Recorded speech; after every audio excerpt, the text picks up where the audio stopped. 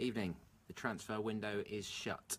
We don't have our own Big Ben, unfortunately, and Sky Sports didn't have it this year either. So we'll have to find some other way of, showing the bongs. But anyway, yeah, transfer window is closed. 41 pieces of business for Norwich overall. Paddy, Davitt alongside me, David Freezer here, and just one signing on deadline day, Pad.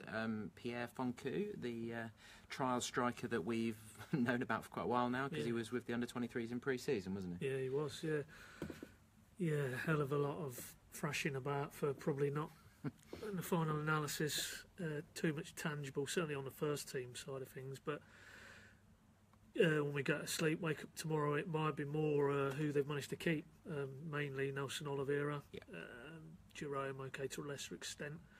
But certainly Big Nelson, and he's underlined it tonight. He's come on for Portugal in a space of about 3 minutes. He's got himself a goal. So just had a look there, 4 goals in 6 games for club and country now this season. That is a guy, if you're going to do anything, certainly at championship level, you needed to keep. By all accounts, there was some serious interest from Swansea earlier in the day, and Norwich stood firm, turned down a potential inquiry. 12 million was the figure, wasn't it? Which is mentioned anyway. Which is big dough. Now, obviously, in this inflated, amazingly, the money that's been thrown about today, obviously more so in the Premier League level, but just even across the Championship, you see Birmingham shelling out 6 million for a lad from Brentford.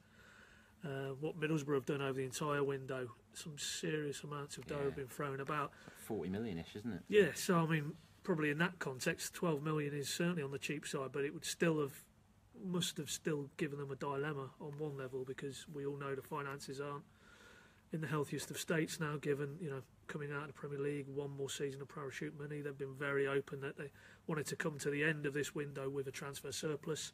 I think they'll have done that when they add up all the pounds, shillings and pence. But more so, yes, okay, it's one part of what they've tried to do in the summer is balancing books, but they still need to give Daniel Farke as much ammunition as they can to try and get themselves upwardly mobile and start challenging the right end of the table. And if you've got any pretension to do that, you do not sell a player like Nelson Oliveira. So, okay, a quiet deadline day, I think it's safe to say, but overall, as you rightly said there, Dave, 41 players either in or out. I mean, that's unprecedented. That's a phenomenal window, phenomenal Windows activity. And now, said it a bit earlier on the blog, now the window's closed, right, distractions are over. They all know where they're going to be now, those players, between now and January at the very least. So, let's crack on, let's integrate the new lads, and let's hope Farke can get them up the table and, looking towards a more positive outlook, because obviously at the minute it's a little bit doom and gloom, isn't it? Yeah, I mean, we've had the deadline day blog going on at PinkUn.com throughout today, and it's been really busy. It's been quite good fun. These deadline days, everyone sort of gets into the spirit of it as much as anything, don't they? And a lot of people were talking about Nelson Oliveira from the start of the day, but also the flip side of the striker situation was that Derby's interest went into the public domain about this time last night, wasn't it? So that didn't come to anything during the day, but we've just seen that they've signed Sam Winner on loan from Wednesday, haven't we? They have indeed, yeah. Swap deal with Jacob Butterfield, funny enough. Who's had a few clubs now, it's safe to say. We won't know the complete ins and outs, but I think it's safe to assume that, given that they've gone and brought in a striker, Derby, that Jerome is probably one they would have certainly had on the shortlist. And again, if it went as far as an inquiry towards Norwich, clearly that's been rebuffed. So, a lot of credit, I think, needs to go to Norwich over the entire window, but particularly today, because you've got to keep your nerve. We contribute to it, Sky contribute to it. It's such a frenetic finale, and the temptation may have been to cash in on one or two. Alex Tete, another one we'll probably discuss, from his own mouth, quotes appeared on the Norwegian media earlier this evening. He wanted to get out, he wanted to play football, he wanted potentially to go out on loan, but Norwich said no, it's not going to happen unless it was a loan with a view to an actual deal. So, again, okay, he hasn't featured really as much as he wanted, or maybe many of us would have wanted, particularly with the results not being what they are, but Norwich have shown their intent there. They still feel he's got a part to play, certainly in the next few months, and again, I think that's a pretty good piece of non-business, if you like. So, all in all, okay, there was no massive fireworks or bells and whistles today, but I think after what's been a huge turnover of players throughout the summer, I think today maybe a little bit of a, take stock, see where they are, and then, as I say, kick on, hopefully. Yeah, we'd heard that Alex Neil had inquired, hadn't we, about taking him to Preston, so that's one that's rumbled on for a little while, and by the sounds of those quotes in the Norwegian media as well, Alex was potentially interested in leaving because he's not been playing too much football. We've got some comments coming in here. I think we know the second guy on the list there. Pete Raven, I'm sure you all know him, Sports Desk Pete. Any window that closes with Wes still at City is a successful window. That man loves Wes Hoolahan. If you ever get the chance to ask him what his dog's named, ask him. That's probably flows into a good point that you're hinting at there, and that it almost feels like the squad just needs time to settle down. I mean, the Millwall debacle on Saturday was a shot to the system for everyone, wasn't it? Yeah, they got it wrong. They approached the game wrong.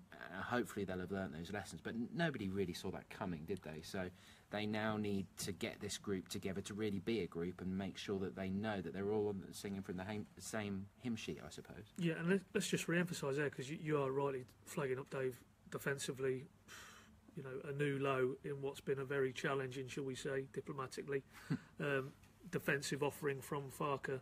But OK, they didn't do any wow business today, but this time yesterday, Grant Hanley's through the door, and clearly there's a player. He's lost his way a little bit by his own admission.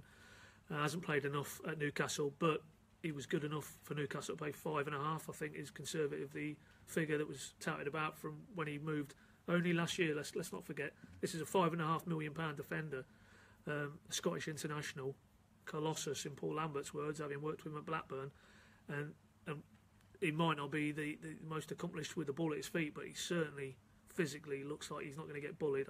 If he'd have been in that back line at Millwall, I don't think Steve Morrison would have had quite as much success. That's a good point. And also, slightly spinning out from that, Tim Close is now fit and available with the other side of the international break, and he will feel like having a new signing available, because Farke's been unable to do with him, and it's a guarantee that if he'd have been fit, he'd have been playing ahead of probably Zimmerman. It'd probably been him and Franke. So, in a roundabout way, defensively, it's like we've got two new players there to throw into the mix. Hopefully a new defensive approach as well. Yeah, I mean, I think there's been a lot of talk today, isn't there, with Harry Toffolo leaving. Yeah. Where does that leave him? Left-sided, Jamal Lewis, young man, injured at the minute. But I think given Hanley's come in, and Closer, and Franke, and Zimmerman, I think it's going to be a three and two wing-backs. We saw that all through pre-season. So why would Farke want to veer too much away from that? He's had to, possibly because he's not had the personnel available, and he was trying to obviously plug a very leaky back line. But I think moving forward it's going to be two wing backs, and on the left hand side you're talking husband / Stiepermann, aren't you? So you can see why. I mean, we discussed it at length, the Toffolo thing earlier on this afternoon, didn't we? Why they've allowed Harry to go out and get some game time, because I think they are probably covered in a three. And he picked up a bit of an injury in pre-season as well, didn't he? A few other comments here. Swindon Canary, nothing happened, love it. So that goes along with what you were saying. Tregard O'Dunshilm? I don't know if that's how you pronounce your name, I'm afraid.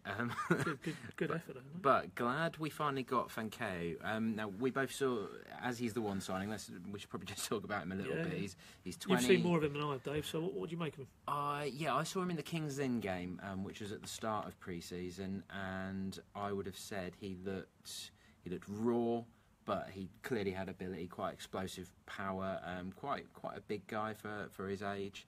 And yeah, he looked like he had something about him, but what the delay was for them actually signing him, it's not clear. I mean, in Norwich's confirmation of the deal, they don't say they signed him from Bruges, so this was something we were a bit unsure of, wasn't it, while he was on trial, as to whether he was still a Bruges player or not. Yeah. So presumably it's been personal terms that they've been ironing out, but they needed an under-23 striker, didn't they? So yeah, you say that, but I mean, they brought the lad Abrahams in now as well, haven't they? He's supposed to be back on loan at Orient, though, isn't he? yeah, there was a bit of to and fro in there, wasn't there? I saw some quotes the other day. I mean, it's interesting because I did manage to have a good chat with Stuart Webber there about 2-3 weeks ago, and it was just after he brought Phillips in, and prior to, they brought the young lad in from Arsenal as well, didn't they? Morgos. Yeah, and it was. I basically put it to him that it looked to me as if there was like a twin track approach with their recruitment this summer. You know, in terms of there's guys they were bringing in to immediately go into Farke's first team pool and be pushing for championship spots, but you could quite clearly see there was another twin track process almost of trying to sort of overhaul that development squad. And you saw them a lot more times than I did last season. Yes, okay, they had a bit of success in the cups, but I think in the league, you know, the old cliche, the table doesn't lie, and I think Webber pretty much said to me that group isn't good enough, isn't strong enough. They need overhauling.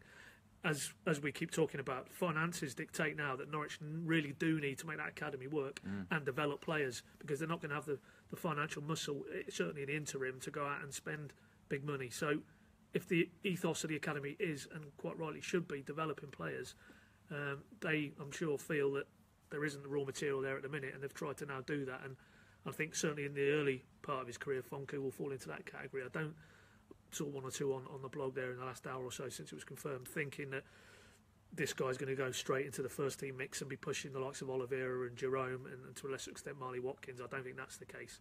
I think he's very much development material, and let's see if he kicks on. If Jerome and Oliveira are both unavailable, then I suppose he might make the bench. But yeah, he's probably got at least a season of developing before that. I mean, this is a big issue that you could talk about for hours, couldn't you? But development of academies, we almost saw Norwich take those first steps with when they brought in Ebu Adams, Dialang Jayasimi. They were almost players who weren't going to be pushing the first team squad, and we now see them out on loan at Grimsby and Shrewsbury. So it's an interesting debate to be had as to whether it will all actually work. Just to go back to a few of the comments, Paul Jones, good window, kept Nelson, got Hanley. Stuart Webber said to us that he doesn't like doing things on deadline day, and true to his word, went and got Grant Hanley the day before, so avoided all that sort of fuss. I'm not going to try and pronounce your name again. I'm going to say Tregard. Give Farke time. Wagner struggled at Huddersfield to start with. That's something we've talked a little bit about. Michael did a good column on that. That's worth seeking out, because, as we're seeing, Daniel Farke and David Wagner are not similar managers or coaches either. They've got different philosophies. Rob Graham, if Nelson or Cameron Jerome get injured, we're in serious trouble up top. Can't believe we didn't get a striker in on loan. Well, Farke seems to think that with Watkins, Murphy and Naismith, he's covered, doesn't he? Clearly, yeah, and he was consistent all the way through this latter part of the window when that was put to him. You go back to, we talked about the formation and the shape towards the back end of the team. At the top end, it's pretty clear. It's going to be one pretty much all the time up top. And if you're playing one striker, we had it here under Neil and previous managers, when you had 3 or 4 out-and-out strikers and you're playing one up top. So there's 2 lads not even making a match-day squad. It is a balance, and I take his point. You know, if you were to get a couple of injuries, then you are looking a bit threadbare. But I still think more often than not, the 3 that they've got, if you throw Marley Watkins into the mix, we've seen it. He's got a goal threat in him. He knows where the goal is. He can play central. Yeah. He's not an out-and-out striker, fair enough, but I think he's versatile enough. He can do that. Certainly as a support striker, how he played in against Brighton in pre-season. Exactly. So for me, no, that's less of an issue. For me, the bigger issue was defensively, and as I say, we all hope Hanley can deliver certainly what his pedigree suggests he can do, and throw Closer back into the mix, because the results don't lie, do they? They look desperately short at the back in these opening 4 or 5 games, and hopefully they've addressed that with those 2 bits of, well, Hanley's bit of business and Closer's return to fitness. Yeah. Anthony Beanie echoes those thoughts about worrying about whether Jerome or Nelson get suspended or injured, and a comment I think which is probably fitting to finish on. Stephen Hudson, lots of changes. It's going to be a long journey. It's felt like a long transfer window, isn't it? It's felt like a long deadline day, mate. Long deadline day, but as reporters, we'll probably remember this 2-month transfer window with 41 pieces of transfer business to write about. It's a shame, time. Dave. You got the camera here on the tripod, because just off a shot is your high tech A3 board. I think you should finish. I'll finish on that, but just to underline the scale of the turnover. Just before we do that, then, so we wrap up. The one signing in is Pierre Fonku, young striker who goes into the under-23 squad. 2 loan signings out 2 loan players out the door. Harry Toffolo to League One Doncaster, and Michia Fiti in the National League with Torquay. And the other one was Auguste Helianson, who was in the academy, only a 17-year-old, not been here long, doesn't seem to have worked out, sold him to Brøndby. So, thanks very much, Pad. I will go and show you my terrible handwriting on this board. Let me just flip the camera around. It's not fully updated yet, but that's what we've been dealing with since the start of July, and we ran out of space. We have started on the next sheet, but I don't think we're going to be filling that one out. Right, thanks very much, folks. It's probably time we all got to bed, and we'll do it all again in January. Cheers.